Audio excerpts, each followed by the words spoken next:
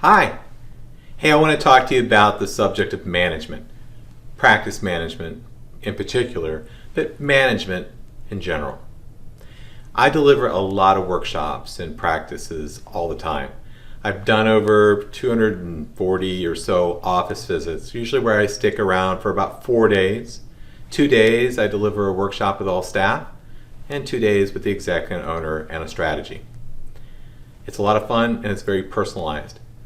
One of the things I do in the 2-day seminar that I find has made big impacts in practices is to orient the staff towards the responsibility of management and towards the responsibility of being an owner. I deliver the entire thing as though they are owners in a business, and I tell them they have to put on their owner hat, although they aren't one, and think like an owner as I'm delivering this workshop. What I find is on the other side of the workshop, they have more respect for what goes on with management, they understand how they can contribute to the growth of the company, and they want to step up, which is great. But the very first thing I clear up, the very first term I try to make sense of, is what is the definition of management? So what do we call management? If we were going to describe the word management, what would it be? So I'll ask guys, I'll say, hey, what do you call, or how do you find management? And it was kind of quiet for a second. And I said, the leader, the person who sets the direction, the guy in charge, someone who tells you what to do and when, policy, writes policy, and maybe enforces policy. All these things are true. And I'll get them all. Most of it fit in the category of management. But as a definition, how would we define it? You can find it defined in a lot of different ways. I'm going to define it for you. So management consists of 4 main things, okay? The very first thing that management deals with is the planning necessary to achieve a goal. Planning. So there's a difference between a dream and a goal, is that a goal has a plan, otherwise you're dreaming, okay? A plan is not something you dream up in your head late at night. That's still in the dream category. A plan is written down, broken down into tactical doing steps that achieve sub-goals along the way towards the achievement of the overall strategy.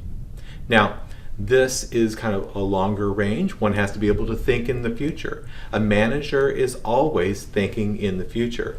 You're dealing with what's on fire today, but the action steps you take are to lay down a path for a better future. So the very first step of management is the planning to achieve goals.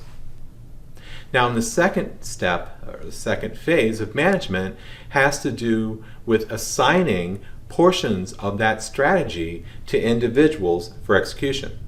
So you write the strategy, you write the plan, you have this moment of consciousness, and you lay it all out, who does what and by when, and then you that's your next step. And your next step is to assign those responsibilities on your plan to get them done in time frames. Okay, that's step 2. Now, step 3 in management is the coordinating with those individuals who are on the plan in seeing how they're progressing along the plan, the strategy. Is it getting done? Is it getting done timely?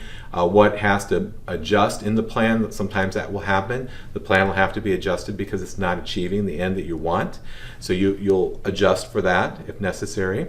But you have to have this coordinating step. Now, one last point, probably the most valuable point, and this is kind of where your practice management software comes in, because your practice management software does not manage your practice.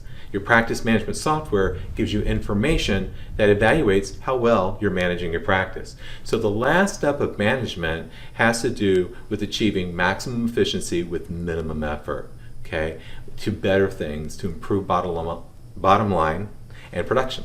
Okay? So when we look at that, we have to have a measuring tool. So as you're putting together your plan and your strategy and everything you want to accomplish, you're assigning it to individuals in step 2, you're coordinating with those people in step 3, you have to look at your stats.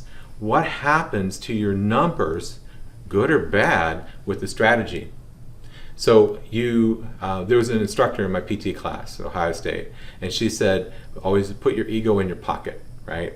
So sometimes you'll put something together and it looks like a work of art, and if all things work perfectly, you'll achieve nirvana. But factually, it doesn't always work out that way. And so you have to be willing to kind of back up and recognize that your plan isn't working. If you're putting together a strategy management-wise, right? And you're looking at maximum efficiency, minimum effort, and you're evaluating it statistically within your practice, and you're finding that it actually is worsening things, not bettering things. The action step to take is to scrap the entire thing and go back to what was last working. Reevaluate from that position and devise another strategy. Okay? I hope this helps. Thanks.